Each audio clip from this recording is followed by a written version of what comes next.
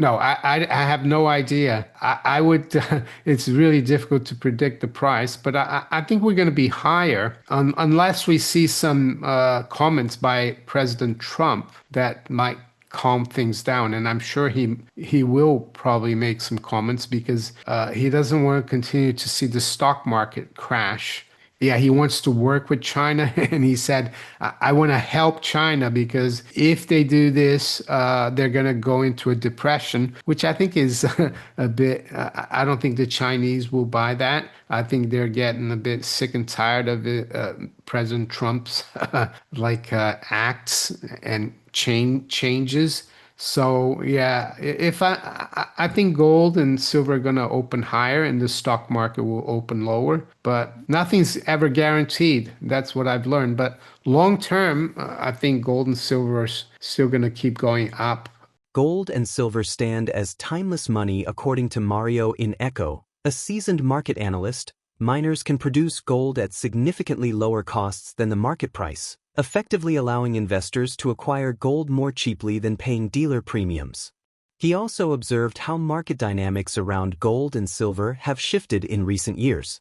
According to him, price suppressions or smackdowns that once dragged out for weeks are now shorter and less effective, often lasting only a day. He highlighted the recent Chinese Golden Week holiday, traditionally a time when bullion banks in the West could pressure metals lower, but instead gold and silver held firm or even rose. Innecco believes this reflects growing difficulty for financial institutions to control the market as global demand strengthens, particularly with BRICS countries looking to use gold as a reserve asset to bypass the US dollar in trade. Looking forward, Innecco suggested that geopolitical and financial pressures will continue to support precious metals, even if corrections occur along the way. He pointed out that if the US were to freeze Chinese treasury holdings or if China revealed its true gold reserves, which he and other analysts suspect are far larger than official figures, gold prices could surge explosively. While short-term moves are unpredictable, especially with political figures like Donald Trump influencing markets through rhetoric, Innecco maintains that the long-term trajectory for gold and silver remains higher as trust in fiat currencies erodes. If you found this video helpful, don't forget to like, share, and subscribe to stay updated. We'll continue delivering sharp insights and expert perspectives on the forces driving gold, silver, and the broader financial landscape. Thanks for watching. I think, I mean, when I started buying gold and silver back in '02, yeah, I only got involved in the miners a few years later. It's just something that you do. I mean, it's like owning a bank, I would say, because the miners produce gold. And I don't think it's a problem producing gold or silver. I don't think because gold and silver are money. And historically, the growth of the gold supply is kept up with population, so I don't have a problem with it. I think the reason why people do it is because they start looking into the precious metals market and they realize that the miners, it's a way of buying gold cheap. It's you don't have to go to a dealer.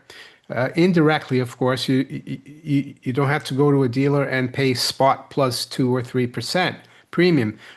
You buy a mine or a mining company, and they're able to get gold out of the ground at $1,500 or $1,700. So they're making big profits. I think that's why people do it.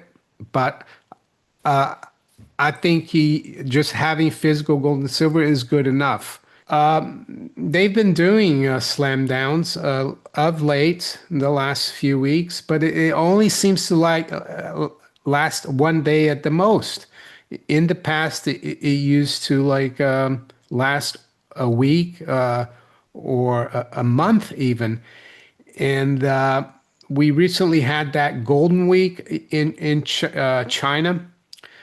Basically, I think from the 1st of October to the 9th, it was closed. And in the past, it's been a good period for the bullion banks in New York and London to really smack down the gold and silver market. I remember many times during beginning of October seeing gold and silver go down, but this time, if anything, it went up. So I think it's getting more and more difficult. That's my answer for you. I'm not sure the US. I think the Trump administration is against CBDC. I think they're central bank digital currency, and I don't think the Fed's going to be involved. Uh, I think in the US they're going to try to bring it through the crypto side of things through stable coins. As for BRICS, I'm not too sure they're concerned about CBDCs.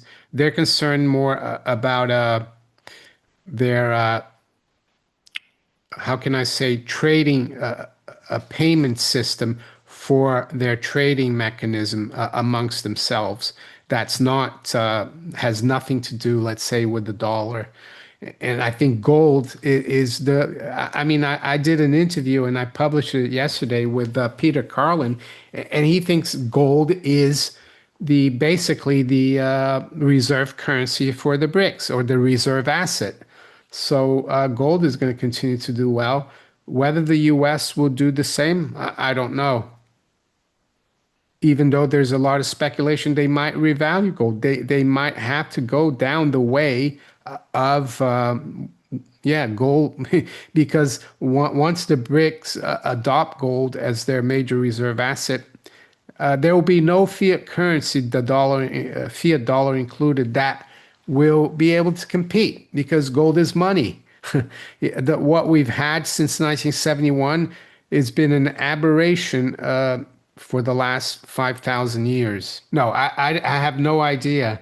I would, it's really difficult to predict the price, but I think we're going to be higher unless we see some comments by President Trump that might calm things down. And I'm sure he will probably make some comments because he doesn't want to continue to see the stock market crash.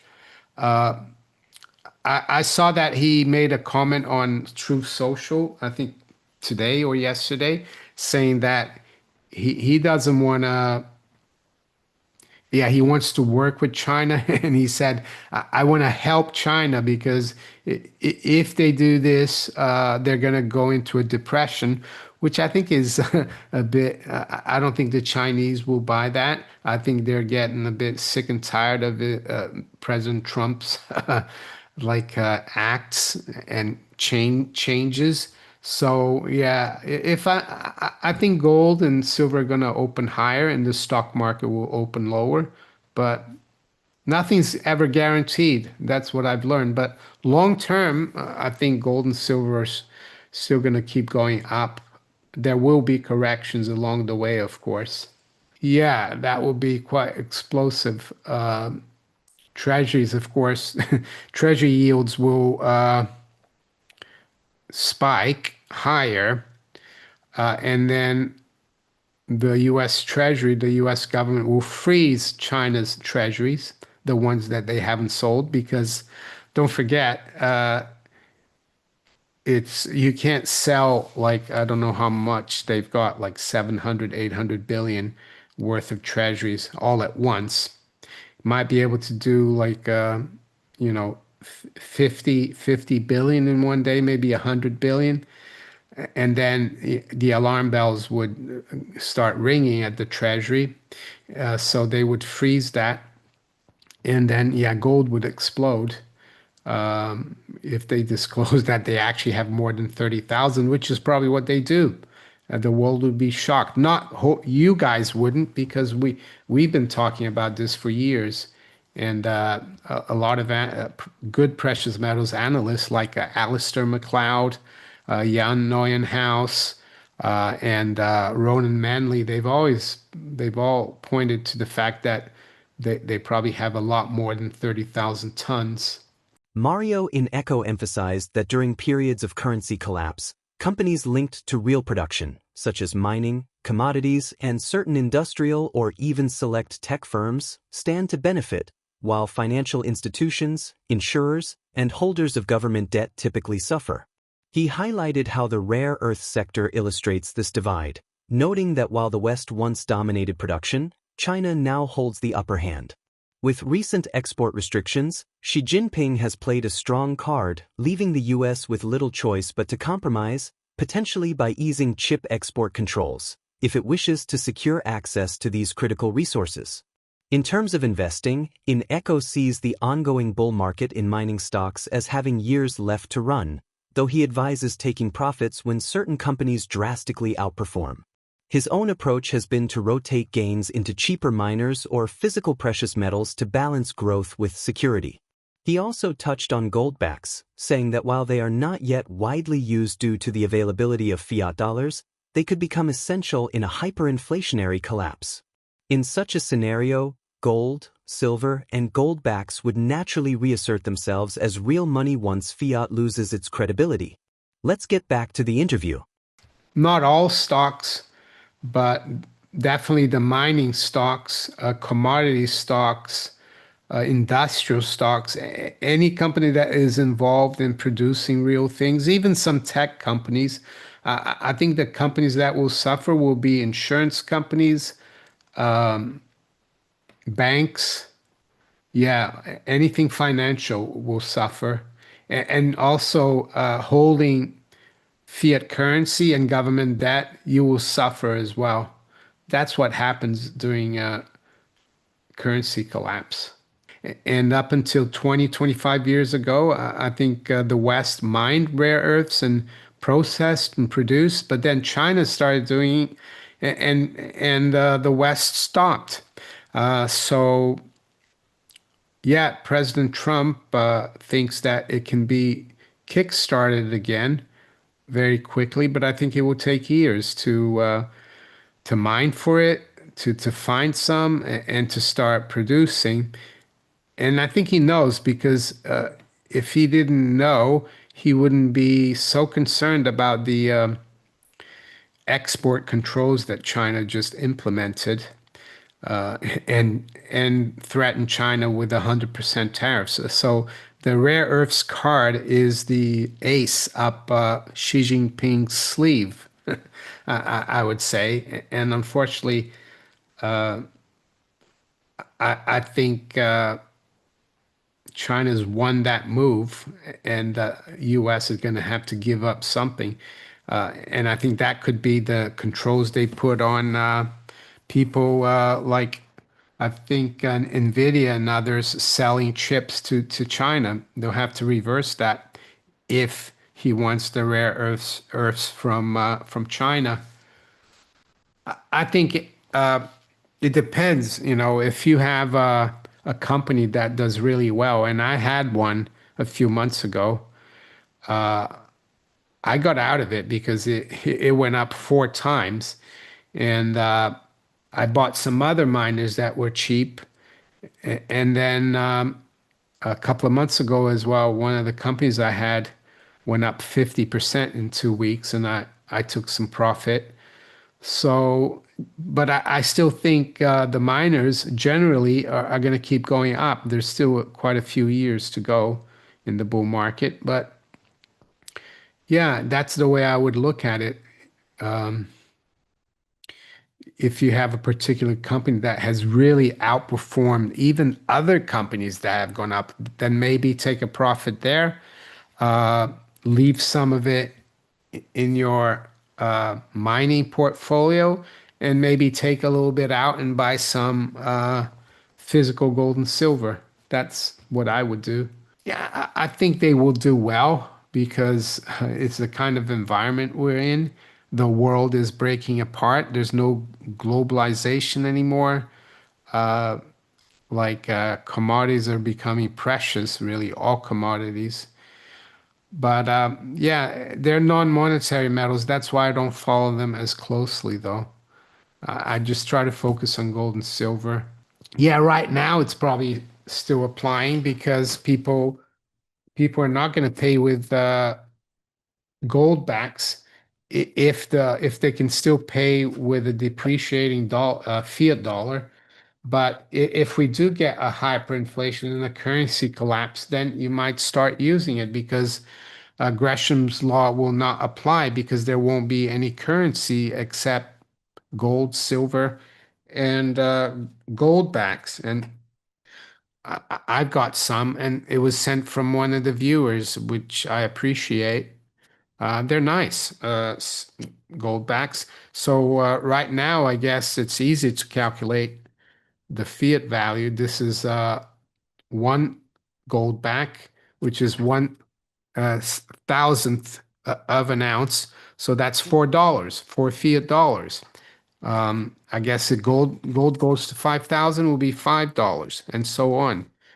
Um, yeah. So right now, I think Gresham's law is still applying, even though you might want to.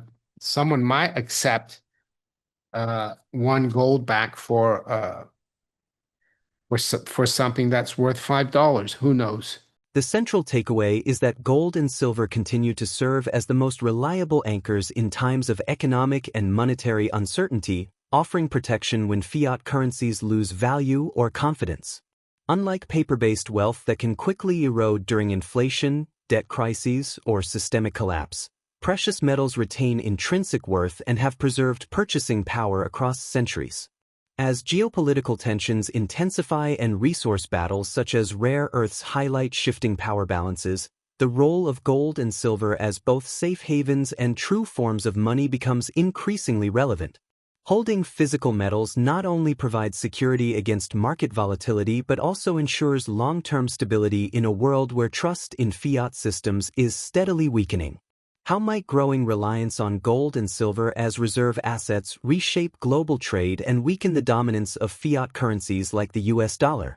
So, stay tuned for clear, data-driven insights into the financial system. Don't forget to like and subscribe so you never miss our weekly updates. Thank you for your continued support, and we hope you enjoy the video.